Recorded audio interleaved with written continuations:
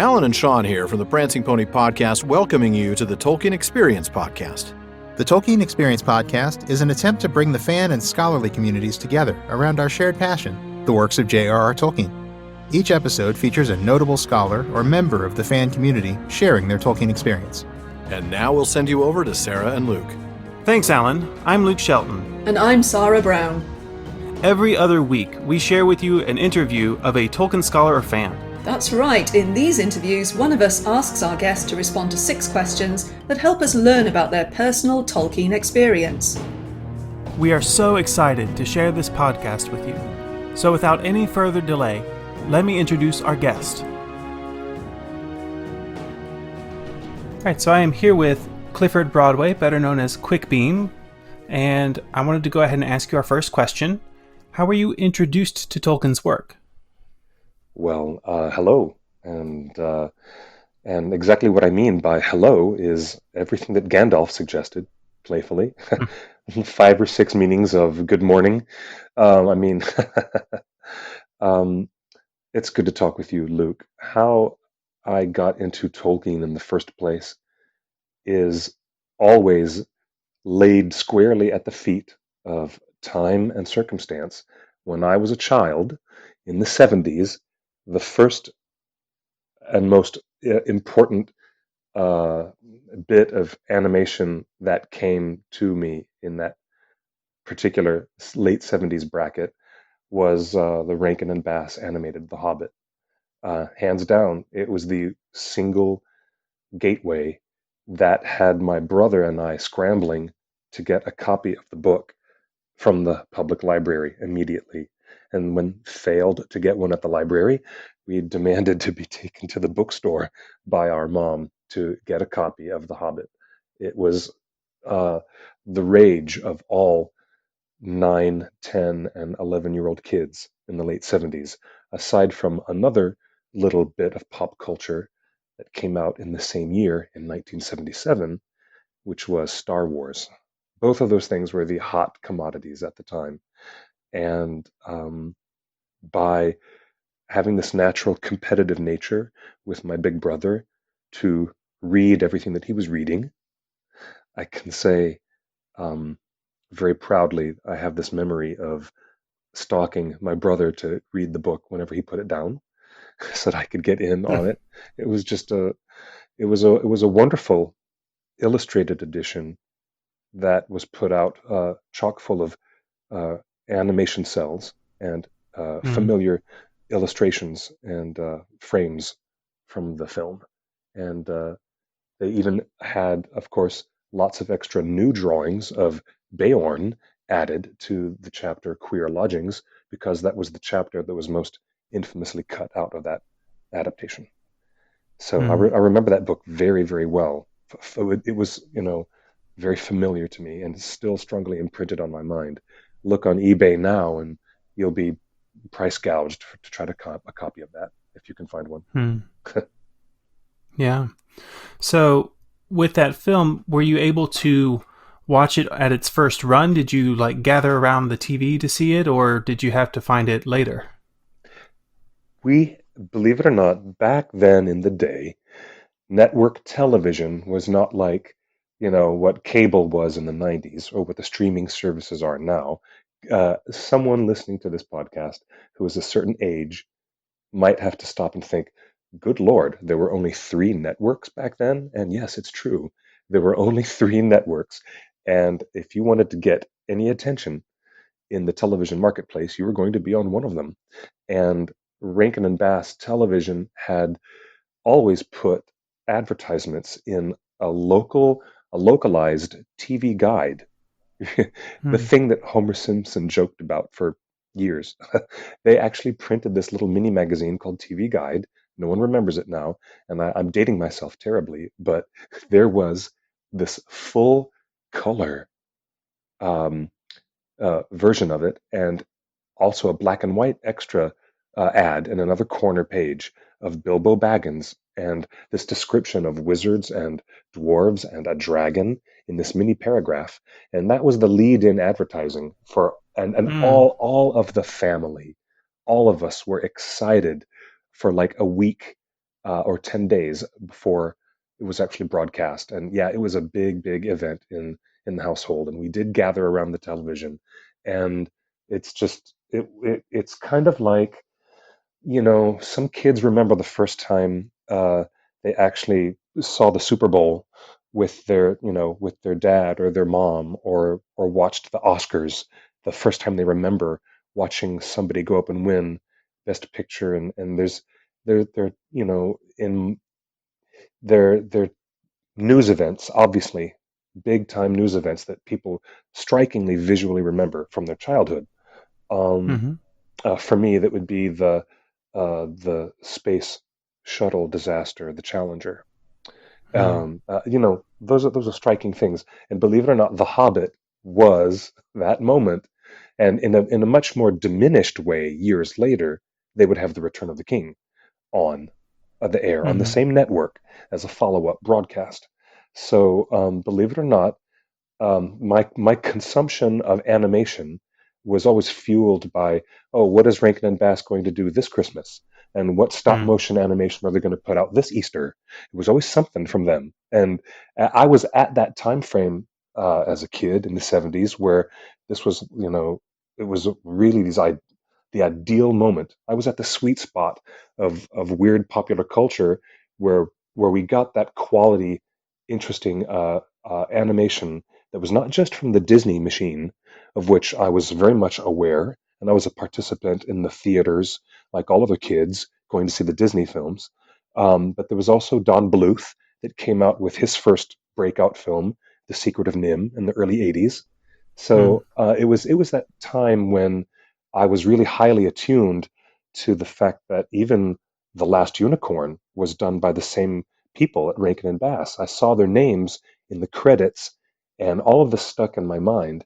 And and it led me as a kid to a lot of other Japanese animators, which ultimately led to Miyazaki, because most of those team working at Topcraft on The Hobbit, they actually went and migrated over to the nascent Studio Ghibli that Mm-hmm. Isao Takahata and the master himself, Hayao Miyazaki, were forming. That nascent forming of the studio happened with a lot of animators and artists who Tolkien, worked on adaptations of Tolkien. And it's just so funny when you connect all the dots in my mind. My thirst for animation history started from me being a kid digesting these shows at that time. And so it was with great delight that I discovered there were three more books called The Lord of the Rings that I was so thrilled to read after very quickly digesting The Hobbit, as soon as I could get my hands on it after my brother was done with it. So Yeah, that sounds like a really wonderful experience, and so that leads me to one of my other questions. yes. Is that your fondest experience of Tolkien's work, sitting through the first animated Hobbit movie, or does another one stand out as a more fond memory for you? Um, do you know how hard I cried when Thorin died? When Hmm. when Bilbo is brought back to the tent by Gandalf, and Gandalf has quietly explained to Bilbo that so many of his company of dwarves are dead. And I mean, this was just an animated film, and it hit me so hard, and not to say uh, equally or more so when I read the book, which I immediately did. Yeah, so it's totally interconnected. My emotional response to Professor Tolkien definitely became much more deepened and broadened when I read The Lord of the Rings. But at first, it was the emotional impact of The Hobbit. It was really, really wonderful for me. It was powerful, and it is one of my fondest memories. I have a strong memory of being in the theater watching Ralph Bakshi's 1978 release 1 year later, and it was really incredible. But it also left me feeling like everything was missing because it was only one half of the story, and I was Hmm. shocked, that really, really shocked, that we weren't going to get any more, and it was just such a gut punch. So, and I felt I didn't learn till years later how badly Mr. Bakshi was treated by United Artists. But we'll get to that perhaps at some other point in the conversation. But Mm. to answer you more simply, yes, there's nothing stronger than a first impression. Um, and I think similarly, Peter Jackson had that impression on a whole later generation of young kids when he brought out his visual impact and his amazing piece of cinema with his A Lord of the Rings trilogy. But that, that was for me to enjoy later on when I was a young adult and when I started working for theonering.net at the time when we all began, thirsting for more information on what Peter was Mm. doing in New Zealand. But, for me, it was the Rankin and Bass film. And I'm told that the Ralph Bakshi film was equally impactful for Mr. Peter Jackson. And I heard somewhere, in all the many stories I've heard over 20 years of being in this online community, that if it wasn't for a long, lonely train ride across New Zealand, and if it wasn't for Ralph Bakshi having just released his film, uh, Peter might not have picked up the book, and it Mm. was because of those two things. He was so inspired by Ralph's film.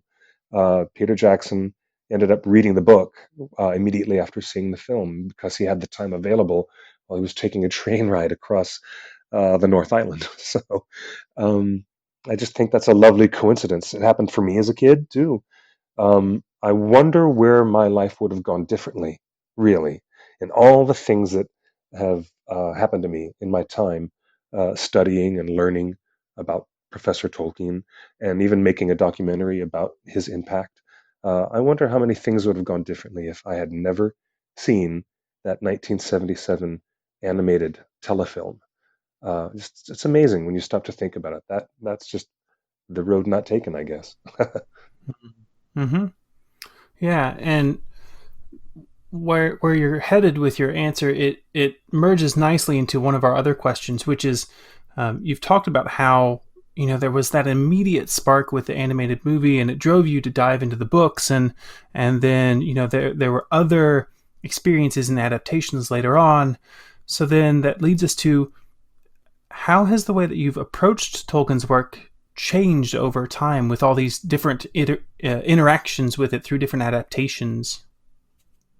Hmm.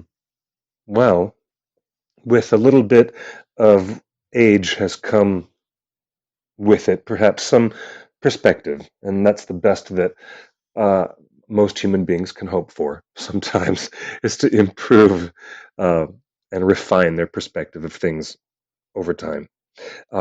Is it not so? I Mm-hmm.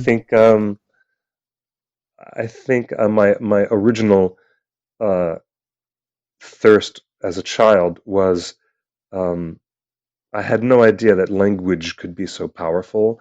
Um, I I had no idea that at such a young age I could be transported in my mind's eye to somewhere else that was so utterly convincing and sincere. Mm. The sincerity of Tolkien's themes and his characters, and this kind of certain wholesomeness in his hobbits, and the way that they value certain qualities. Uh, as I'm sure many people have said many times better than I, but the main concourse of Tolkien is about loyalty and faith and uh, the main concern of humanistic support for your fellow man in the face of the most dire, most difficult of times.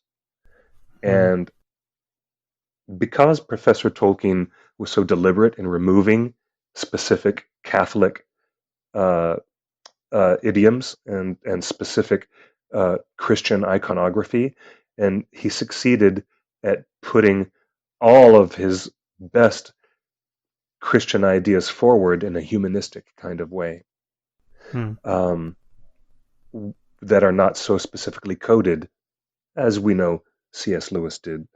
Um, and I find that fascinating that um, way deep down, my response to the inherent wholesomeness and humanism, the way that people within his stories have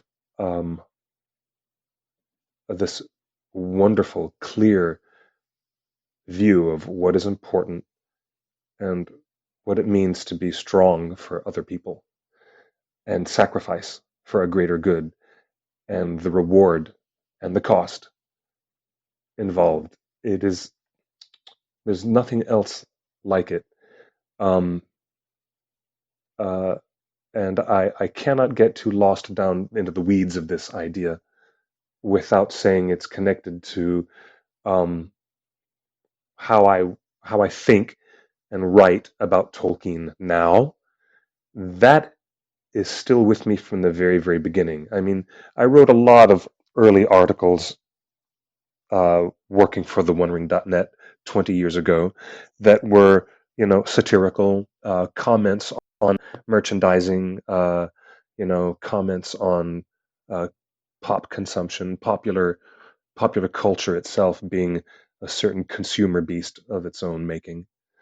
But uh, I think now that I'm a little older and a little bit in a different temperament in my mind, now that I'm a little older, I think much more of my concerns with Professor Tolkien is in guiding people and showing people that quality of the thematic strength in his work.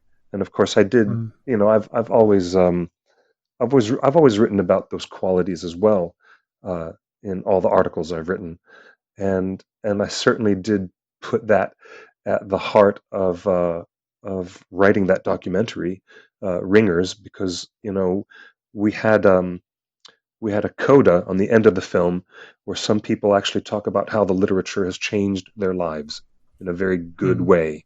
Um, People talking about dealing with depression and obesity and loss of a loved one, or people dealing with certain changes in their lives, and Professor Tolkien being a source of great comfort or encouragement that has actually helped people with some of the difficulties of their lives.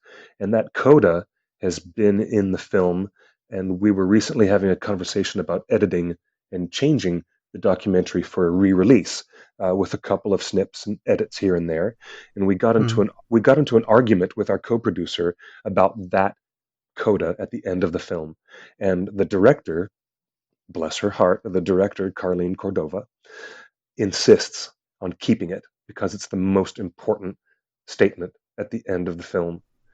Mm. And I think that in anything else that I do in my further work with the OneRing.net or any other articles that I would write, even in the interviews I like to do with people, I always do like to come back to that, the core of that, which is the thematic purity and the goodness of humankind, which is on its best display uh, in Tolkien's themes, the kindness and the needfulness of the uh, human heart, and Mm-hmm. there's just something about that in Tolkien that no matter how much I can rattle and prattle on about pop culture and consumerism and I can be as playfully cynical as the next guy, but I mustn't ever forget, really, that the core of it is to come back to reminding people what Tolkien reflects best about us as humans. And so that always comes back to that in my mind. Yeah, that strikes me as something particularly relevant today. I mean, we're sitting.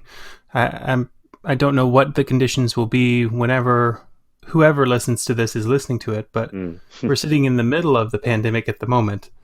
Yes, we are. We're right at the apex where here in Los Angeles, we're going into our second full month of stay-at-home orders, and which is surprisingly, maybe it's not surprising, but I'm surprisingly comfortable and feeling rather much like Mr. Baggins, staying at home with his books and and getting creative and sweeping the mantelpiece And what should I find? Oh, good Lord.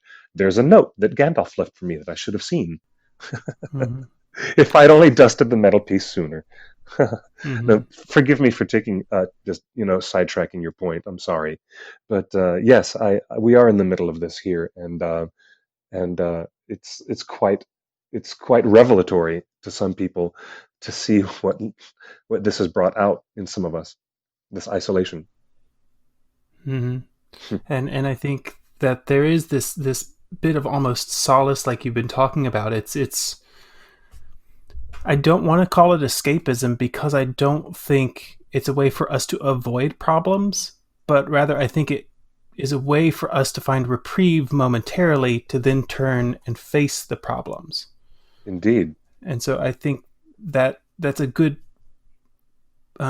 observation that you've been making about how the books and even the adaptations and the films and things like that can provide that for us. And do you think that's what keeps bringing you back to Tolkien? Is that your favorite part of Tolkien's work?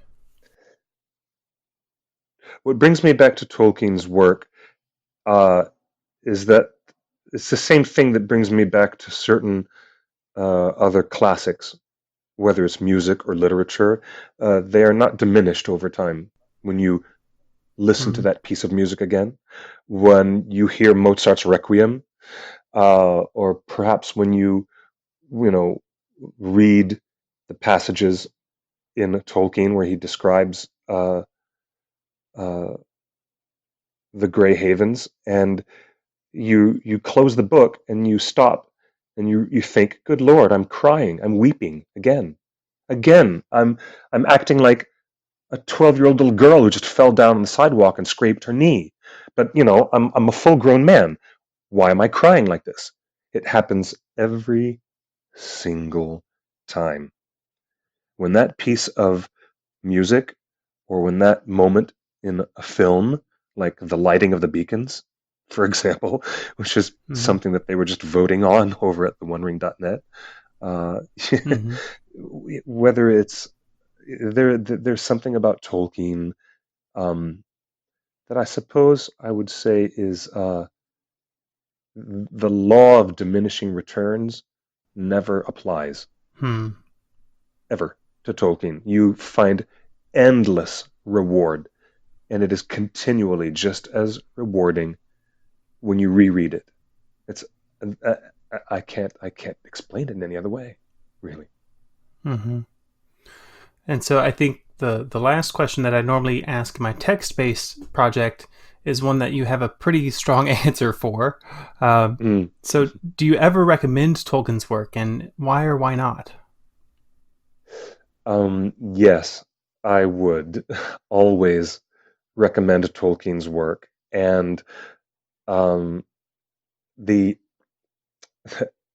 there's certain there's certain difficulties and in trying to get into the density of some of his other histories, the histories of Middle Earth and the way far back tales of the Silmarillion, which are somewhat more difficult for some people to get into. But when they do get into them, they find themselves, wow, transported in time Mm-hmm. so utterly to another place.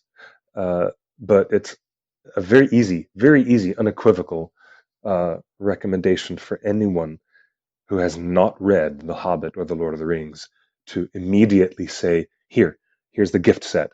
I don't mind. I'll drop the $25 here. I'm giving this to you. As soon as you find someone who is a non-reader with Tolkien, I look with delight at the sparkle in their eyes because I know that the journey they're going to take Hmm. is so wonderful, and they get to have that first time experience of reading Tolkien. It's um, I would always trust that in the same way that I would recommend uh, to friends, um, a certain Miyazaki film or uh, one of the one of the Sandman stories. from Neil Gaiman. There's a certain height of what I think is the creme de la creme of these art forms, and I would cherry pick the very best ones and curate that. Perhaps that's the word. I would curate those recommendations for any friend or any coworker or any loved one who would want to get to learn something about me by by delving into those works. They would certainly learn something about my psychological makeup Hmm. and my spirituality and my aesthetics, my view of uh, film art. So yes, and Professor Tolkien and Neil Gaiman and Hayao Miyazaki, certainly um, uh, Ursula K. Le Guin Hmm. and Frank Herbert. There's a top tier list. Gene Roddenberry. You put those people in front of me, and I'll say yes. I would recommend those artists and those writers to anyone. If you want to learn about who I am, Clifford Broadway, and what I think of the world, then take a look at what these artists think of the world. Hmm. That's the how useful I find uh, art, artistic knowledge, and artistic interpretation. By being able to share that with other individuals, I'm able to share key components of myself with other Hmm. people. Yeah. Yeah. It reminds me of a meme that was going around a while back that was like, if you see someone else reading your favorite book, it's almost like that book has recommended a new friend. Yes, indeed. That's very, yes, there's wisdom there. Indeed. um, so, a lot of the things that you covered in your last answer are things that I could go off on a tangent on for an hour. Unfortunately, we try to keep the podcast short. No, well, we're almost at half an hour, and this is just a really lovely and relaxing conversation. Um, Thank you for allowing me to just wander in the weeds a little bit. Hmm. So, the last question we're going to have time for is to ask you what Tolkien projects are you currently working on that our readers could get involved in? Ah, yes. Well, we are experiencing a 20th anniversary moment at theonering.net, which is a web community where everybody around the world can participate. And having celebrated 20 years of being a nonprofit, all volunteer based web community and a resource for fans of Professor Tolkien, we're actually going to be offering some new uh, departments and some new content and a redesign of the website, Hmm. as well as perhaps an opportunity for any fans who are out there who might want to get involved in an all volunteer basis by taking a look at the archives we have on the OneRing.net. You'll see our message boards, which are still wildly active and fun, have been there for 20 years, including a Hall of Poets that we do weekly, and the old magazine format we used to have called Green Books, which featured an online study group of scholars, some secret, some public, in the Tolkien world, using pseudonyms. My original pseudonym online was always Quickbeam, one of the minor side ent characters. Uh, I encourage people who are listening to this podcast to take a look at our old archives. It's on the library on the website, and take a look at some of the things that we've done over the years. We've even developed public parties and events for people in their own communities to host. That are based on a format of shared community experience. So coming up with these new renovations happening at theonering.net, now going into its 21st year, fans who might want to contribute would pay attention to articles and notices on the main website and also on our Facebook page and other social media, where we're going to uh, possibly recruit some other free hands people in academic or other backgrounds with Tolkien, people who want to help us get content together regarding the worlds of collectibles, toys, um, uh, and we're even going to be presenting archives of our original photos and scrapbooks, of which we have many. And so, yeah, soon we'll have a level of involvement for people to be able to come on board and further contribute to our evergreen online web portal. And in terms of that documentary feature that I mentioned, Ringer's Lord of the Fans, it was a documentary that we put out uh, in 2005. It was released by Sony Pictures. But now that the rights of the film have come back to Carlene Cordova, the director, and myself, the producer and writer, we're we're able to re-release the film coming soon. We're going to make an announcement. We're getting a new edit of the film, and it'll be in high def instead of where it was previously. It was only released in standard def. So we're going to upgrade everything and have an announcement. There will be a chance for online viewing parties for fans. We'll have an online community event for that when that happens. So more details to come. And every Tuesday, everybody who wants to chat with us live can join us on the usual Tuesday live show. So even if we have special guests who come in from time to time, those folks who have worked behind the camera and in front of the camera in various adaptations of Tolkien, when you guys are live with us, including the next time I have you on, Dr. Luke Shelton, when I have you on to interview you, anybody who's around the world can come into the YouTube chat or the Facebook chat and just give a shout out, and we can take questions and comments live from a worldwide participatory audience, which is fantastic. It's certainly a far cry from what we used to have in the late 70s, which was just a little newsletter that was published, once every 3 months that came in, in the snail mail from the nice folks at Tolkien Enterprises. They were selling us little brass belt buckles that had the logo design from Ralph Bakshi's film, and cute little posters and bumper stickers that said Frodo lives.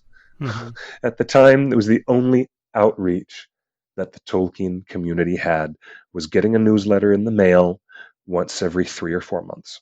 And it was adorable. It was called the Brandywine Bridge. It was a cute little newsletter. It was really fun. But now, here we are all these years later, and I find it endlessly fascinating that the Tolkien community has thrived and had such a wonderful and creative presence online on the internet, and has taken such a strong foothold in our internet culture. It's kind of really cool to see that the Tolkien fans generationally have rolled with the times, as they say. Yeah, absolutely. So definitely make sure to check out thewondering.net. Keep an eye out for the re-release of the movie, and every single Tuesday we'll look for the live show. That sounds fantastic. Yes, we will also make a public notice, if we are recruiting, asking for other individuals who have certain skill sets to come and help us head up new departments for things we're doing at thewondering.net. And thank you to everyone out there in the world who has been such a faithful friend of Tolkien along with us all this time. Dr. Luke Shelton, me govanen.